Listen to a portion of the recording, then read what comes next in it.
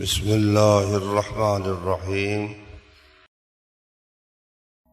جب کوئی آدمی قبرستان میں جائے اور کہے السلام علیکم یا اہل القبور تو یہ ٹھیک ہے، تو یا رسول اللہ کہنا کیوں ٹھیک نہیں؟ بھائی اس لیے کہ قبروں والے تو سامنے ہیں نا، اور رسول اللہ صلی اللہ علیہ وسلم تو سامنے نہیں ہے۔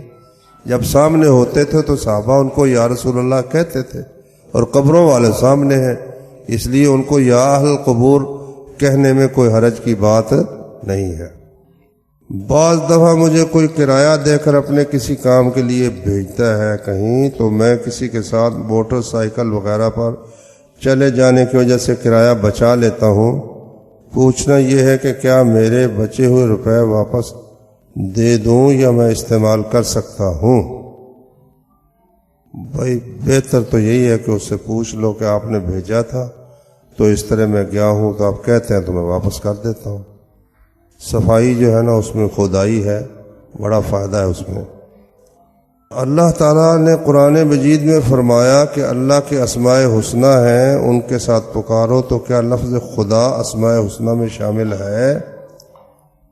خدا تو عربی لفظ ہی نہیں بھائی، یہ تو فارسی لفظ ہے، تو اللہ کے جو عربی نام ہیں ان کے ساتھ پکارنا چاہیے۔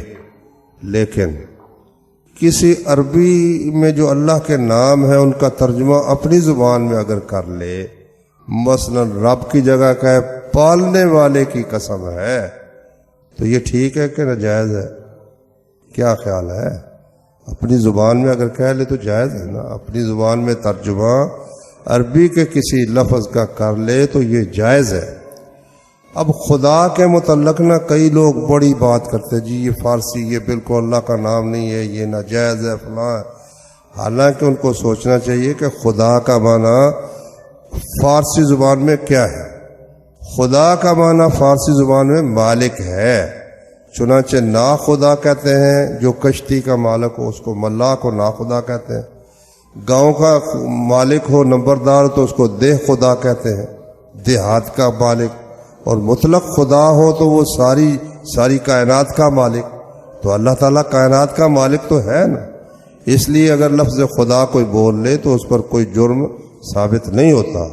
اگرچہ افضل یہی ہے کہ اللہ تعالیٰ کو اللہ ہی کہا جائے، لیکن اگر کوئی خدا کہہ دیتا ہے تو یہ منع نہیں ہے۔ کچھ آدمی کہتے ہیں قبر کی جو مٹی ہوتی ہے اس کے اوپر جوتے لے کر نہیں چڑھا کرتے۔ بھائی یہ حدیث ہے، رسول اللہ صلی اللہ علیہ وسلم نے ایک آدمی کو دیکھا جو سبتی جوتے پہن کر قبرستان میں پھر رہا تھا۔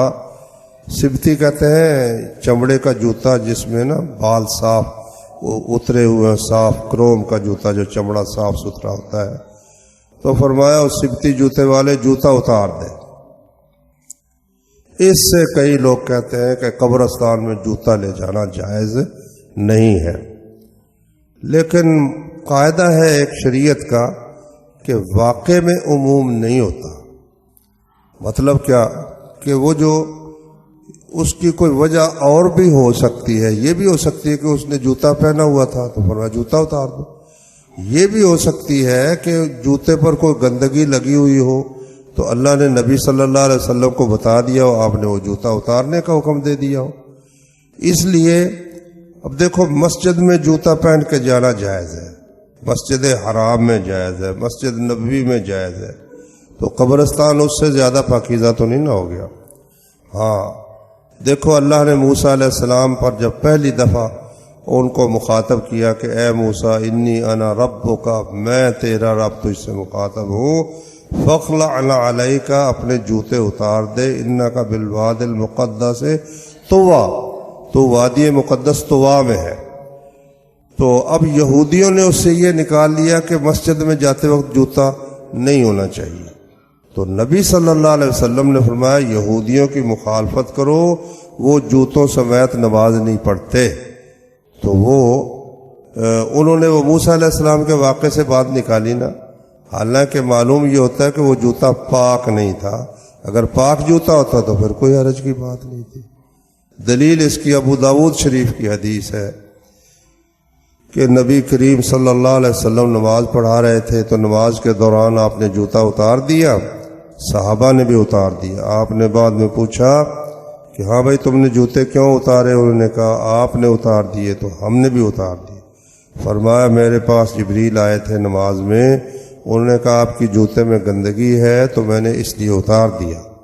آپ نے صحابہ سے فرمایا جب تم میں سے کوئی شخص مسجد میں آئے وہ اپنے جوتے کو دیکھے، اگر پاک ہے صاف ہے تو ٹھیک، ورنہ اگر کوئی چیز لگی ہوئی ہے تو زمین پر رگڑ کر اس جوتے سمیت نماز پڑھ لے۔ تو ان ساری باتوں سے معلوم ہوا کہ قبرستان میں اگر جوتا پلید ہے تو پھر وہ اتار دینا چاہیے، اور اگر جوتا پاک ہے تو کوئی حرج نہیں۔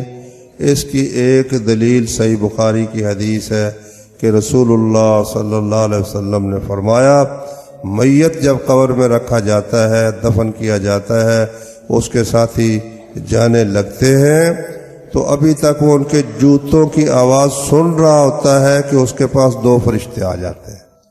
تو معلوم ہو جوتے سفید آتے ہیں تو تبھی جوتوں کی آواز سنتا ہے نا۔ سبحانک اللہم و بحمدک اشہد ان لا الہ الا انت استغفرک۔